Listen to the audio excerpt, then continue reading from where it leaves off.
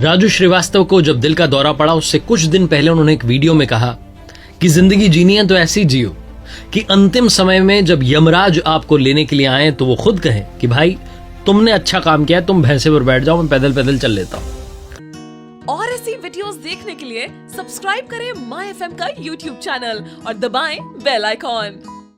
अपनी बातों से सबको हंसाने वाले, इस दुनिया को सुंदर बनाने वाले, हमें उदास करके चले गए राजू श्रीवास्तव, जिनका जन्म उत्तर प्रदेश के कानपुर में 25 दिसंबर 1963 को हुआ। राजू श्रीवास्तव जिनको बचपन से ही कॉमेडी का शौक था, जो बचपन से ही दूसरों की आवाजें निकालने का गुण रखते थे, मिमिक्री करते थे, यहां तक कि वो former prime minister Indira Gandhi ji की आवाज भी निकाल लेते थे। वो सुनील गावस्कर साहब से मिलने का शौक रखते थे। वो बचपन में स्कूल में स्टेज पर जाने का कोई मौका मिस नहीं करते थे। 15 अगस्त के कार्यक्रम हो, 26 जनवरी कार्यक्रम हो, सबसे पहले अपना नाम लिखवाते थे। वो चाहते थे कि मेरे नाम से मुझे दुनिया जाने। बचपन में उनका नाम सत्यप्रकाश श्रीवास्तव था, जो आगे चलकर राजू श्रीवास्तव बन गया। राजू श्रीवास्तव जिन्होंने इंडिया में कॉमेडी को एक नई पहचान दी, वो आज हमारे बीच में नहीं है, लेकिन उनकी जीवन यात्रा हमें काफी कुछ सिखाती है। स्वागत है आपका, आप देख रहे हैं लर्निंग सीरीज सीखोगे नहीं तो जीतोगे कैसे। मेरा नाम है आरजे कार्तिक और आइए बात करते हैं 5 उन बड़ी बातों की जो राजू श्रीवास्तव की जीवन यात्रा से हम सब सीख सकते हैं। राजू श्रीवास्तव उस जमाने में पैदा हुए जब इंडिया में कॉमेडी को लेकर के ज्यादा सीरियसनेस नहीं थी। लोगों को लगता था कि हंसाने वाला जो काम कर रहा है ये कोई काम नहीं है। उस जमाने में सिर्फ सरकारी नौकरी को ही नौकरी माना जाता था। कोई एंटरटेनमेंट का बिजनेस भी कर सकता है, इसके बारे में किसी ने कभी सोचा नहीं था। राजू श्रीवास्तव चूंकि कानपुर के एक साधारण परिवार में पैदा हुए थे। उनके फादर रमेश चंद्र श्रीवास्तव जी एक सरकारी कर्मचारी थे जो शौकिया तौर पर कविताएं लिखते थे। छुट्टियों में पिताजी कवि सम्मेलन में जाया करते थे और उन्हें बलाई काका के नाम से पहचाना जाता था। राजू जी की माँ जो थी वो हाउसवाइफ थी और घर वाले चाहते थे कि श्रीवास्तव परिवार में सबने नौकरी की तो राजू भी सरकारी नौकरी करे। लेकिन राजू श्रीवास्तव कुछ अलग करना चाहते थे। उन्हें बचपन से कॉमेडी का शौक था और वो कॉमेडियन बनना चाह रहे थे। उनसे किसी ने कहा कि भाई लोकल मैचेस होते हैं उनमें तुम क्रिकेट कमेंट्री कर सकते हो। लेकिन राजू जी की जो असली इंस्पिरेशन थे वो बिग बी थे, अमिताभ बच्चन साहब थे। उनकी फिल्में देख करके राजू श्रीवास्तव को लगता था कि मुझे भी एक दिन ऐसा कुछ काम करना है। तो बस यही सब डिसाइड करके एक दिन वो मुंबई निकल गए। वो कहते हैं कि मेरी माँ ने मुझे इतने ताने मारे कि मैं अपनी सक्सेस का क्रेडिट भी माँ के तानों को ही देता हूं कि उनके तानों की बदौलत में वहां से चला आया। मुंबई चले आए, कोई गॉडफादर था नहीं, तो अब कहां जाए, खुद संघर्ष करने लगे। यहां तक कि कई बार जब घर से लाए हुए पैसे कम पड़ गए तो उन्होंने ऑटो रिक्शा भी चलाया। जो सवारी बैठा करती थी उसको राजू श्रीवास्तव जोक सुना करके, हंसा करके एंटरटेन किया करते थे और कई बार सवारी प्रसन्न होकर के कुछ पैसे भी दे जाती थी। तो एक बार एक सवारी ने इनसे कहा कि तुम स्टेज शो क्यों नहीं करते? तो इन्होंने कहा ठीक है मैं कर लेता हूं। तो इन्होंने अपनी लाइफ का पहला स्टेज शो किया और इनको 50 रुपए इनाम में मिले और उसके बाद में इन्होंने स्टेज शो करना कंटिन्यू किया। तो जो पहली लर्निंग मिलती है राजू श्रीवास्तव की जीवन यात्रा से वो ये मिलती है कि लाइफ में कभी भी समय से समझौता मत कीजिए।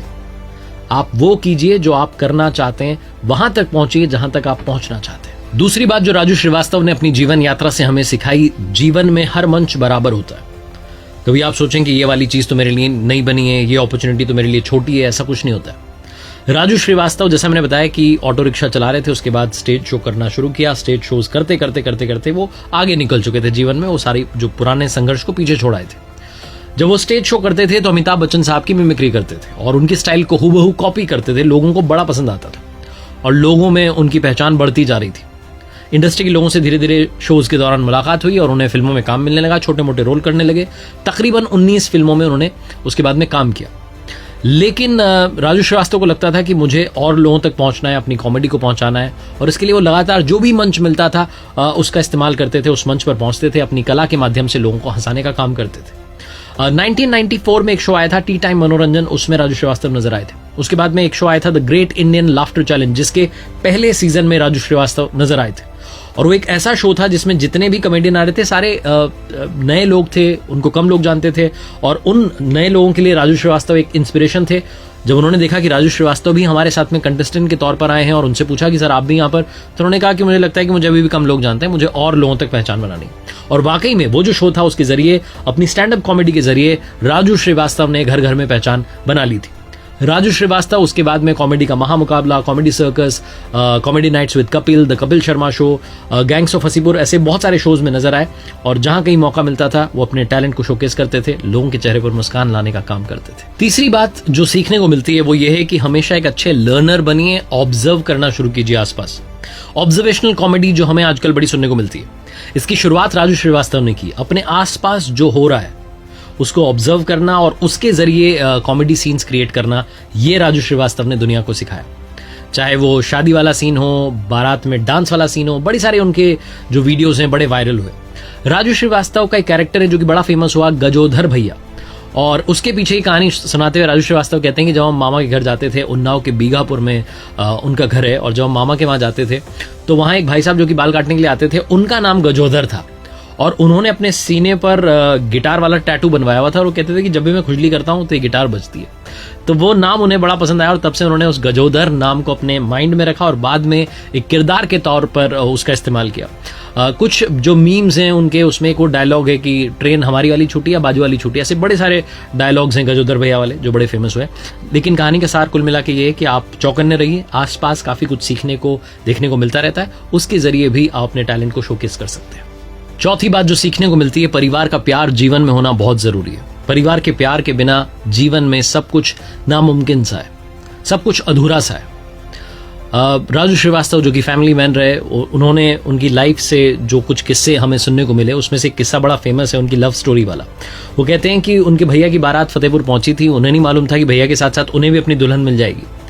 वहां उनकी नजर एक लड़की पर पड़ी और उन्होंने डिसाइड कर लिया, पहली नजर में प्यार हो गया कि शादी करूंगा तो इससे करूंगा वरना कुंवारा रह जाऊंगा। 12 साल के बाद में उनकी शादी हुई। जब गजोधर भैया फाइनली मुंबई में सेटल हो गए तब लड़की के परिवार वालों को बताया, सारी बातचीत हुई। शिखा उनकी धर्मपत्नी का नाम है। उनके 2 बच्चे हैं। जो उनकी बिटिया हैं वो असिस्टेंट डायरेक्टर हैं और उनके जो बेटे हैं वो सितार वादक हैं। अपने परिवार को उन्होंने लाइमलाइट से दूर रखा, लेकिन परिवार के प्रति लॉयल रहे, परिवार के प्यार के साथ जीवन में आगे बढ़ते रहे। लाइफ में आप चाहे जिस मुकाम पर पहुंच जाएं, अपनों का साथ होना बहुत जरूरी है। ये भी एक बात है जो सीखी जा सकती है। और जाते आते आखिरी बात, बिना किसी वल्गैरिटी के भी आप अपनी बात कह सकते हैं, अपना जोक सुना सकते हैं। आज के सोशल मीडिया के जमाने में जहां डबल मीनिंग बातें होती हैं, कई बार गालियों का सीधा सीधा इस्तेमाल होता है, वेब सीरीज में हमें सुनने को मिलती हैं। कई सारे वीडियोस देखने से पहले, कई सारी वेब सीरीज देखने से पहले, मूवीज देखने से पहले चेक करना पड़ता है कि किस उम्र के लोग देख सकते हैं, क्या हम फैमिली के साथ देख सकते हैं कि नहीं देख सकते। ऐसे जमाने में भी राजू श्रीवास्तव अपनी कॉमेडी के जरिए लोगों को एंटरटेन करते रहे और बताते रहे कि नीट एंड क्लीन कॉमेडी क्या होती है।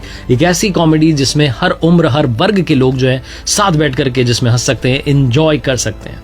राजू श्रीवास्तव की एक कला थी कि अगर उन्हें किसी की कमी भी बतानी होती थी तो हंसते हंसते बातों बातों में उसे बता देते थे ताकि सामने वाले को बुरा भी ना लगे। इतने कमाल के कलाकार राजू श्रीवास्तव ये दुनिया छोड़कर चले गए हैं। आपकी कमी हमेशा इस दुनिया को महसूस होती रहेगी, लेकिन दुनिया को जो आपने मैसेज दिया है कि हंसते रहिए, मुस्कुराते रहिए, खिलखिलाते रहिए, प्रसन्न रहिए और आपस में प्यार बांटते चलिए, उनको आज मैं सलाम करता हूं, प्रणाम करता हूं। एक बार फिर से आपको बस यही बात याद दिलाना चाहता हूं, ऊपर वाले के आशीर्वाद, अपने परिवार के प्यार और अपनी मेहनत के दम पर कर दिखाओ कुछ ऐसा कि दुनिया करना चाहे आपके जैसा। ऐसे ही वीडियोस देखने के लिए सब्सक्राइब करें माई एफएम का ऑफिशियल यूट्यूब चैनल। याद रखिए, अगर आप कुछ अच्छा सुन रहे हैं तो माई एफएम सुन रहे हैं। चलो आज कुछ अच्छा सुनते हैं।